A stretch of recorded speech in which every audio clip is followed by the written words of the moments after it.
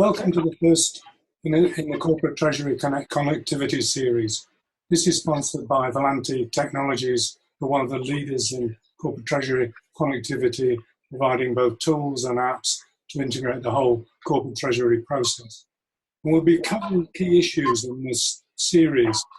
We're going to start with accelerating the setup and maintenance of corporate to bank connectivity, and we'll be discussing issues and the problems and the solutions that are around that Volante provide.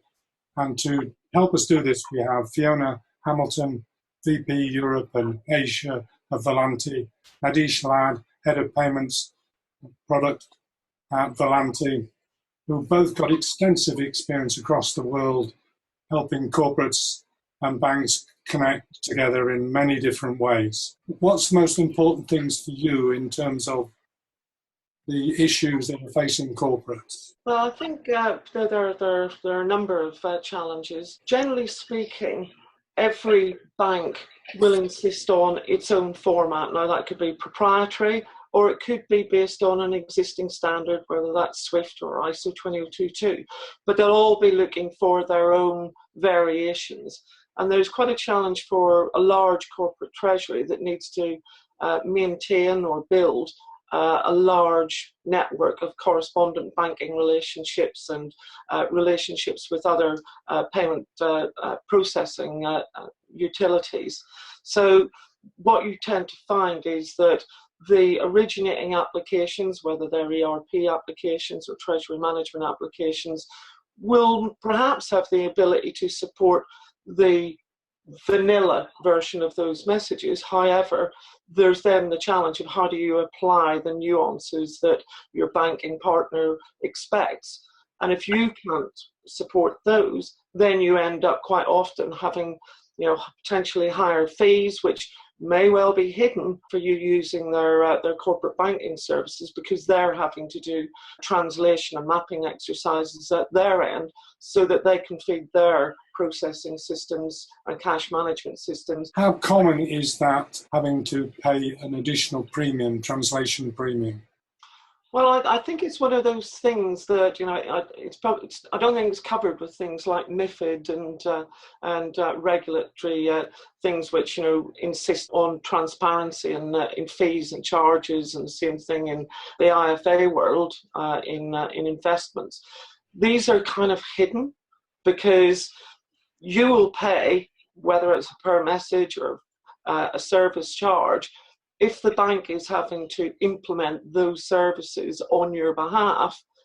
It's rolled into how they base their fees and charges. So there won't be a separate line item necessarily in there, but banks tend to not do things for free or out of the goodness of their heart. They will do them based on a commercial calculation. So the easier that you can make it to send a bank exactly the format that they require means they have less work to do. So you can hopefully negotiate better fees and charges.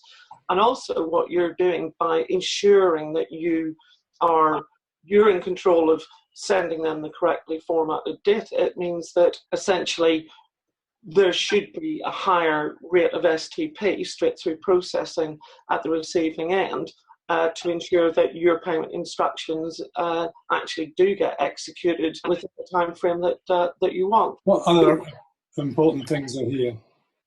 Well, I think these very often, because they're obviously having to initiate or maintain a relationship with your corporate banking channels. There's obviously a lot of legal framework that has to be set up beforehand. But in terms of the kind of like the latency from wanting to change a banking relationship from one bank to another or add a new one is viewed as, largely speaking, as an IT project. And quite often there's a disconnect between how quickly the business wants to initiate those changes and how quickly IT can deliver them.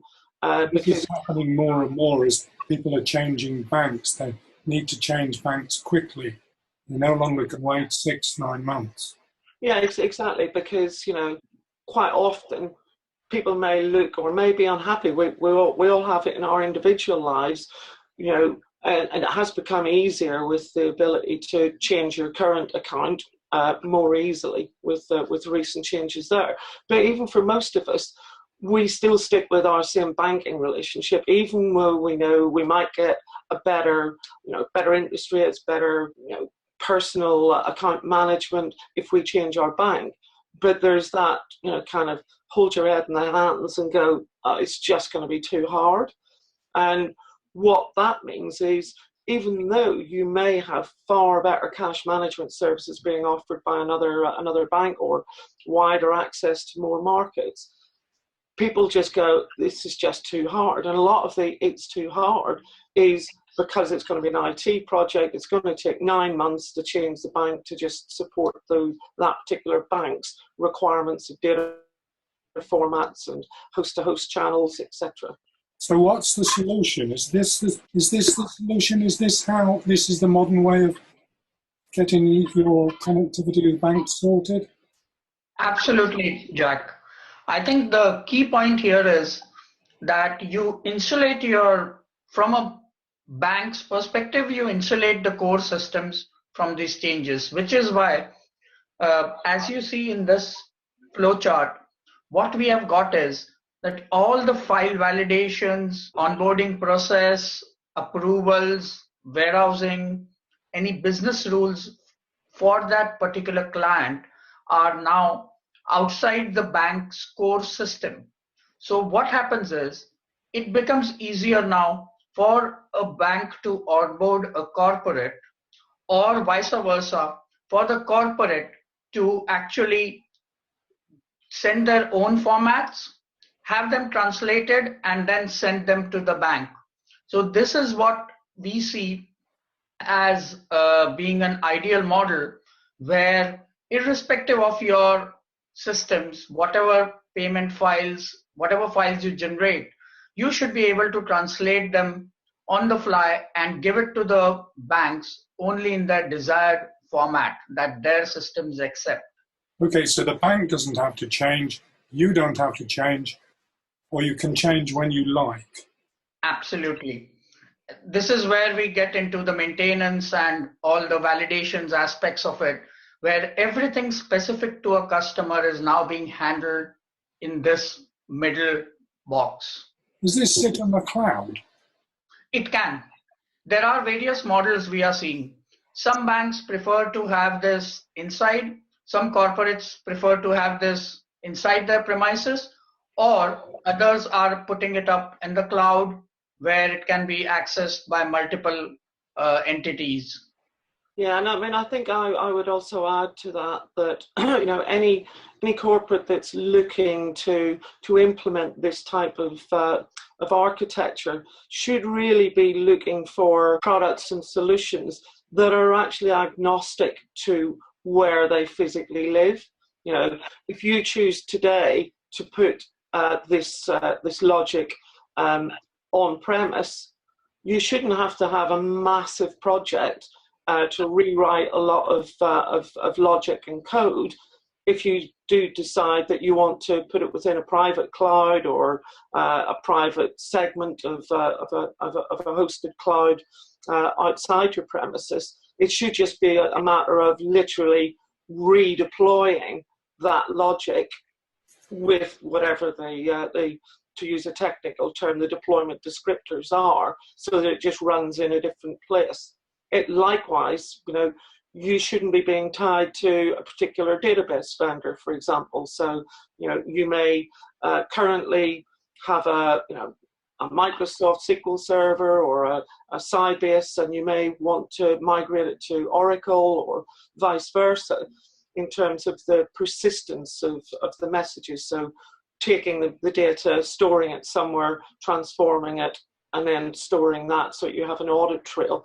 If you decide that you want to move from one database vendor to another, you shouldn't have to rewrite any code. You should just be able to redeploy it and point it at a different database technology. But the interesting thing about this diagram for me is that you're saying that you still need this connectivity set up to be able to connect to SWIFT and clearinghouses.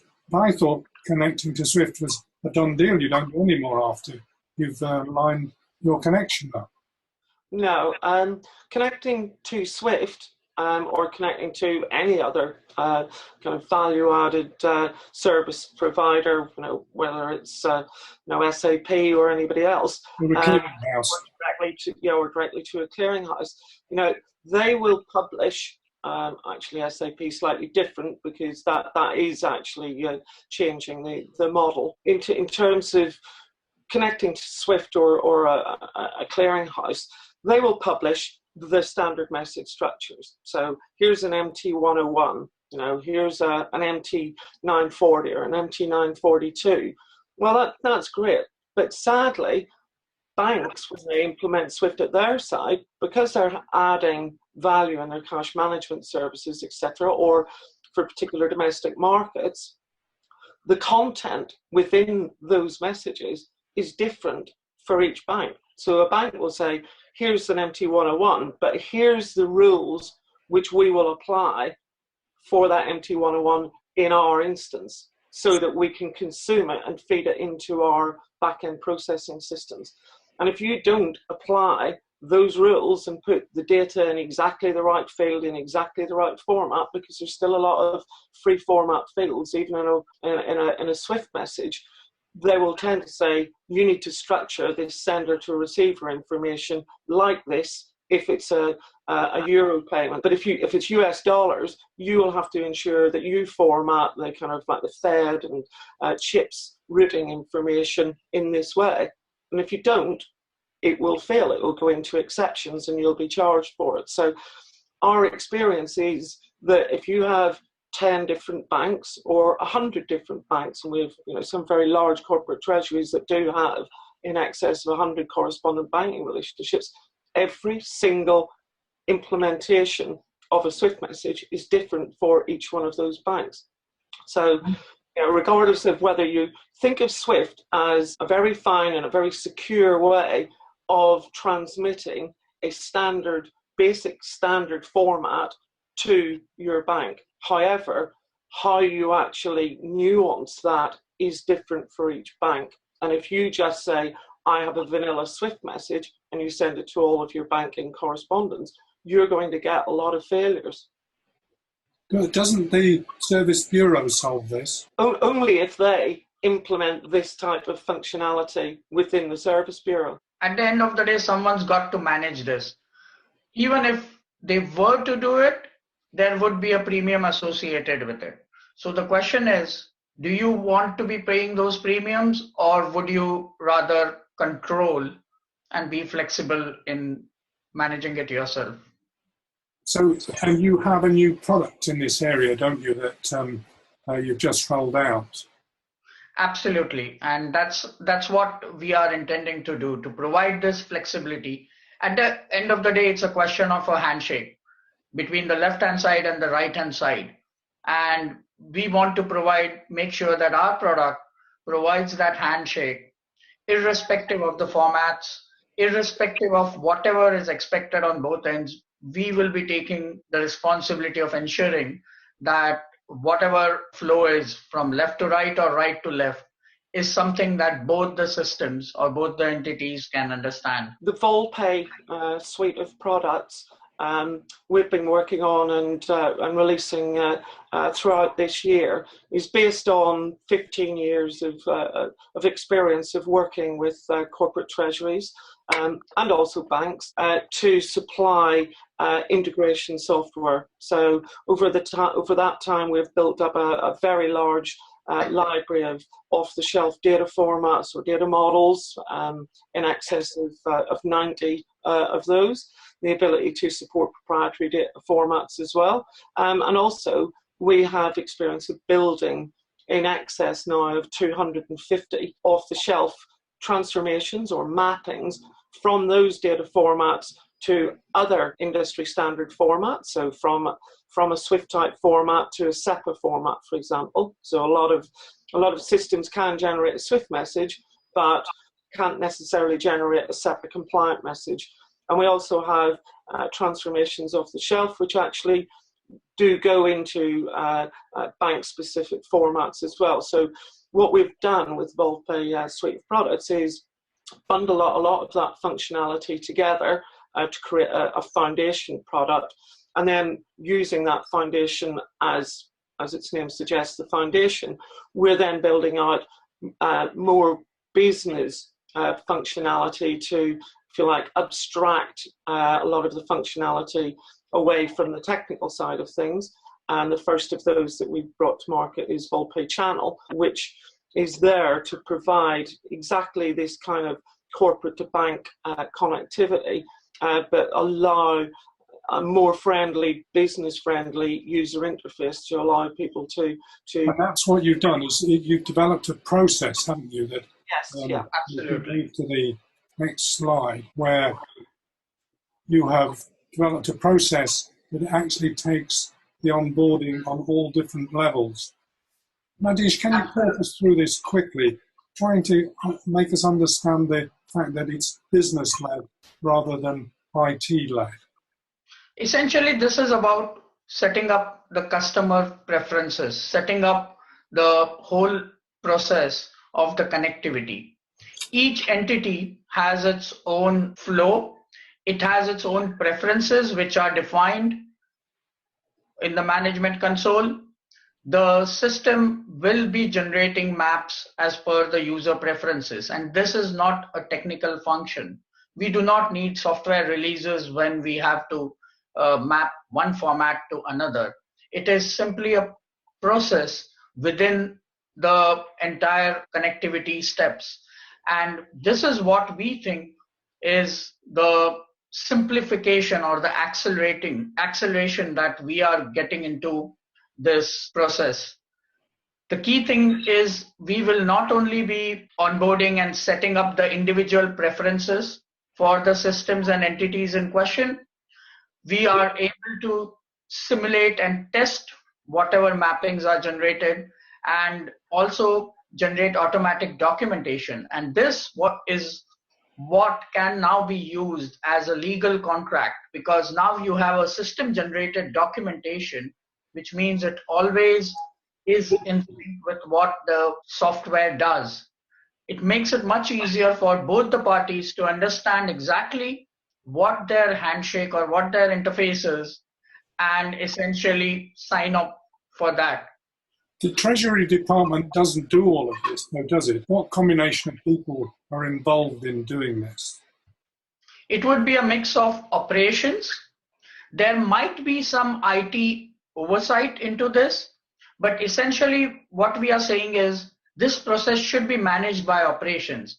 And that is where we are trying to get away from the concept of a technology-led project to a business operations-led process. Yeah, I mean, you're right, Jack. You can't get away from IT completely. However, this gives visualization. So this is built on the Volpe foundation. You know, the precursor to this, yeah, there is some technical work to ensure that, you know, you've selected the correct data models, that you're either using the most appropriate provided transformations, or you're taking those transformations and tweaking them for a particular banking endpoint. But once they're done, and what you want is the business to have a portal which actually allows them to see the visibility of that process. So to be able to see what IT, for example, are doing, so all of the different steps that they're going through.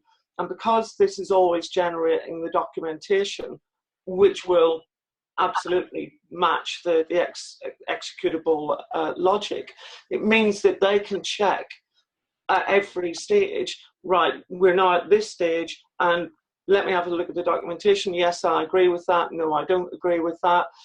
Have we passed this on to the bank so that they can see that we're implementing the logic in the correct way? Then you can track when you want to put it into production, whether there's a maintenance cycle, etc. So it's providing operations with a lot more visibility of the status of, let's say you're implementing 20 different banking relationships. So what's the impact in terms of time and cost? What are your findings from your experience doing this? As I say, we've been doing this for a long time. Obviously, the Volpe channel product is a more recent addition, but that's, I say, leveraging the underlying foundation processes. And in our experience and our feedback from our customers is that what normally takes months takes weeks, and what takes weeks takes days, and what takes days takes hours. So the kind of typical things that would take days or weeks, sometimes it's months, is doing maintenance. So every time the Swift changes come out every November, or every time an ISO 222 version is upgraded, you have to go in typically and re-engineer your systems. And because you're changing your originating systems, you've got to system test the whole thing, user acceptance test the whole thing, because you're making core changes. When you externalize that, what you're doing is you're going to a vendor such as us who have already built the new version of the Swift message or the ISO message and has tools which can apply that new version to your existing logic. And then all you have to do is test that one particular thing. You do not have to go and retest your entire ERP system or module of an ERP system, because it's intrinsically tied. So typically, as I say, you're talking about an order of magnitude, and that means less risk, it takes less time, and also let's not forget, the corporate is doing it for a reason, not just because they fancy changing their bank. So the sooner they can do these things, if they can change the banking relationship in 4 weeks rather than 9 months, well, they're then having an extra 8 months of whatever those cash savings, or the improvement in cash management visibility, which allows them to use their cash better, 8 months earlier. What is the reaction to banks for corporates that use this type of thing? They go and say, I've got a Volante interface. What's the reaction from the banks? Both the parties are happy, Jack. If you think about it, it minimizes the change on both the sides. The corporate is happy that they have the flexibility, one, to go to any bank without having to worry about formats and all these things. The banks are essentially happy that if they provide the spec, then the corporate says, I'll give you these files and these specs. So both the parties are happy. It enables a quick, seamless process. And that is where what Fiona mentioned about months taking weeks, weeks taking days. The whole process can be accelerated because both these parties do not see their setup as a problem at all. They see it can be handled quite simply without extensive investment in projects and so on. So both the parties are actually quite happy with this kind of an approach. Final question is, what sort of times is it taking to implement a new bank, say, take on a new bank? If you're a corporate treasury department and you need another correspondent and you need to change banks altogether, what sort of time are we talking about? It depends from bank to bank, because mind you, there are certain other processes involved as well, like KYC and all those things. So each bank has this own process. And what we are finding is that the whole integration of this formats and these mutual integration is not a bottleneck in this process at all, because this runs in parallel while there is a KYC and all the legal entities setup being done. This process is already ready. So you could be essentially testing and be ready with this in depending on how many formats you have, how many different kind of files you generate. It could be anywhere from something like a month to up to 3 months. So the question is, the key thing is, we have essentially removed out this bottleneck so that all the other legal processes can carry on. Well, thank you very much, both of you. That was really interesting. We're returning to this subject in our second series in the connectivity series, optimizing the overall efficiency of corporate connectivity. Thank you very much, both of you, This is most interesting, and we return to the subject in our second of the series when we're talking about optimizing the overall corporate treasury connectivity. Thank you, Jack. Thank you, Jack.